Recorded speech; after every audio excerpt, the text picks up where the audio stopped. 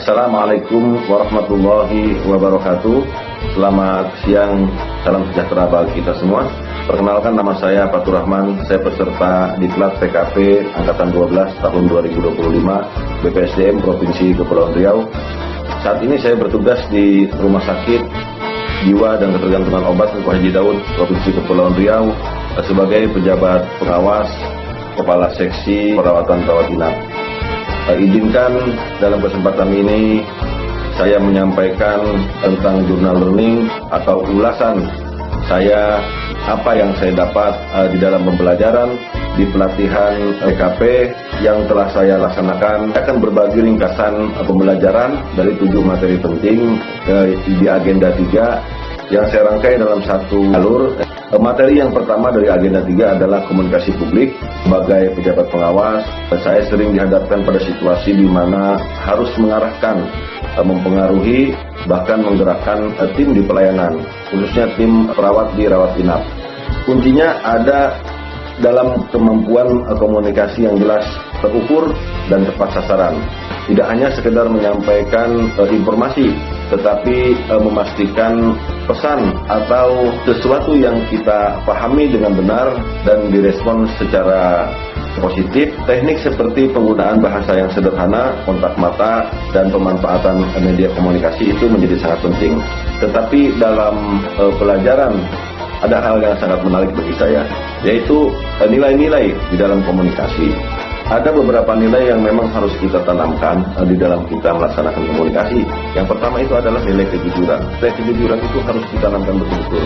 Karena komunikasi itu kita harus membangun hubungan saling percaya. Dan hubungan saling percaya tidak mungkin kita bisa terbangun tanpa ada fondasi nilai-nilai kejujuran. Kemudian yang kedua adalah pengertian. Di dalam komunikasi itu kita tidak boleh ada tendensi atau ada kepentingan.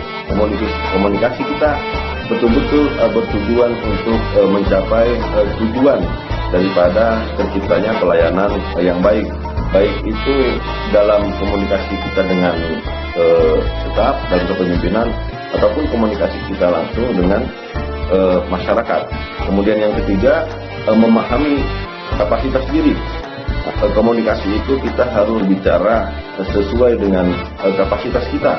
Nilai-nilai yang keempat, nilai-nilai keunikan diri, di mana seseorang ketika berkomunikasi dia harus percaya diri, harus bisa menjadi dirinya sendiri, tidak meniru-niru gaya komunikasi orang lain yang belum tentu cocok dengan dirinya. Kemudian yang terakhir, nilai-nilai yang saya dapatkan daripada materi komunikasi publik tersebut, nilai dalam komunikasi yaitu kita mengetahui atau memahami nilai-nilai dan tujuan dari organisasi yang dimana kita tempat bekerja. Jadi komunikasi yang kita laksanakan itu semata-mata adalah untuk mencapai tujuan dan sesuai dengan nilai-nilai yang ditanamkan di dalam organisasi tersebut. Seperti contohnya saya di rumah sakit, mungkin saya memahami nilai-nilai rumah sakit seperti apa, dan tujuan rumah sakit itu adalah memberikan pelayanan yang baik kepada masyarakat. Materi yang kedua adalah perencanaan kegiatan pelayanan publik. Karena kegiatan yang baik itu lahir dari perencanaan yang matang atau yang cukup. Kita diajak memahami di dalam materi tersebut bahwa perencanaan harus mengacu kepada perencanaan sesuai dengan perencanaan yang dari atas, dari pimpinan gitu ya. Misalnya dari pimpinan instansi saya, nanti perencanaan pimpinan instansi saya juga mengacu kepada pimpinan daripada kepala daerah, dan rencana kepala daerah mengacu kepada pemerintah di pusat. Nah itu dalam merencanakan rencana-rencana kegiatan pelayanan publik tersebut, maka kita menyusun namanya rencana strategis sambil tetap memperhatikan kebutuhan nyata di lapangan. Pada intinya perencanaan itu bukan sekedar membuat daftar kegiatan, tetapi menentukan prioritas kegiatan yang akan dilakukan, tetapi realistis dapat kita laksanakan dan dapat kita ukur, dan yang pasti adalah bermanfaat langsung bagi kemaslahatan masyarakat. Kemudian materi yang ketiga adalah penyusunan RKA pelayanan publik. Ini adalah tahap menurut saya di mana sebuah rencana kemudian kita terjemahkan ke dalam dokumen kegiatan seperti dokumen anggaran yang kemudian akan ditetapkan. Penyusunan rencana kerja anggaran ini harus perhatikan juga pagu atau kemampuan anggaran yang ada. Kemudian memperhatikan standar biaya dan prioritas-prioritas yang harus dicapai lainnya. Prinsipnya adalah transparan, ya, terbuka, kemudian akuntabel, efektif, dan efisien. Jadi kita menggunakan anggaran itu seefisien mungkin.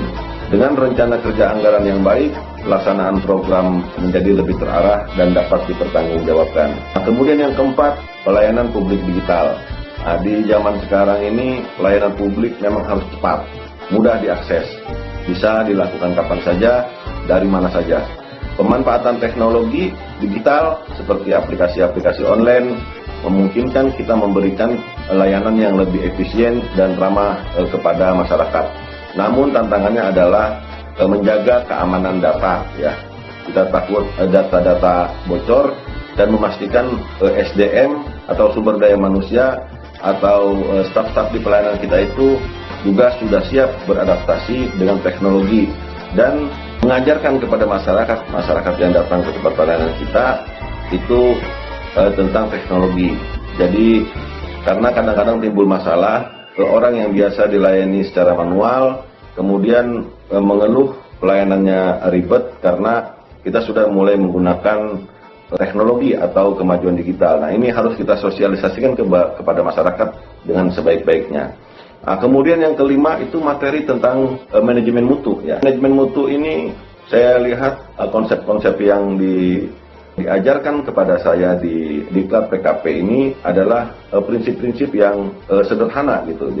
Jadi mutu itu betul-betul direncanakan, dilaksanakan, kemudian dicek kembali, diperbaiki.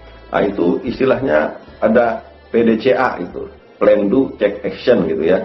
Jadi kita memang menetapkan standar, melakukan pengukuran dan memastikan kepuasan masyarakat, dan kepuasan masyarakat itu kemudian menjadi tolak ukur keberhasilan instansi pelayanan tempat saya bekerja. Kemudian materi yang keenam itu tentang masalah manajemen pengawasan, ya.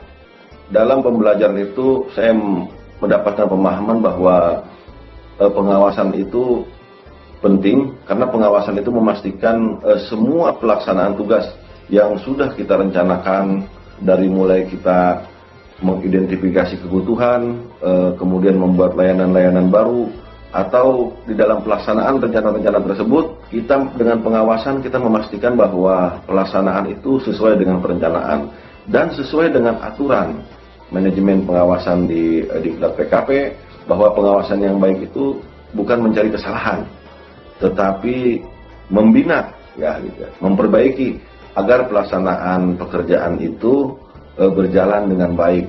Jadi pengawasan itu bukan mencari siapa yang salah, tapi mencari akar penyebab, kemudian untuk memperbaiki agar tidak terulang lagi. Nah, kemudian materi yang terakhir atau yang ketujuh itu adalah pengendalian pelaksanaan kegiatan. Nah, ini adalah monitoring evaluasi lagi, itu MONEV, ya, untuk menindaklanjuti pelaksanaan program yang sudah dibuat dari mulai perencanaan, pelaksanaan, dan kemudian diawasi. Nah, dalam pelajaran itu saya melihat kita harus memastikan kegiatan berjalan dengan tepat waktu, tepat biaya, dan sesuai target. Pengendalian yang efektif seperti itu akan membantu kita mengantisipasi masalah sejak dini, tidak mengganggu pelaksanaan kegiatan untuk mencapai tujuan. Jurnal learning yang bisa saya sampaikan, tetapi intinya adalah dari 7 materi ini saya melihat satu benang merah bahwa keberhasilan pelayanan publik atau keberhasilan dalam pelayanan masyarakat ditentukan sejak dari kita mulai merencanakan dan kemudian melaksanakan, mengawasi, dan mengendalikannya. Nah, itu yang bisa saya sampaikan atau saya ulas daripada materi-materi yang saya dapat. Oleh karena itu, sekali lagi saya mengucapkan terima kasih yang sebesar-besarnya kepada para pembimbing, ya, Bapak Ibu pembicara, kemudian pada panitia yang melaksanakan Diklat PKP ini. Mudah-mudahan bisa saya implementasikan dalam pekerjaan saya. Saya ucapkan terima kasih. Assalamualaikum warahmatullahi wabarakatuh.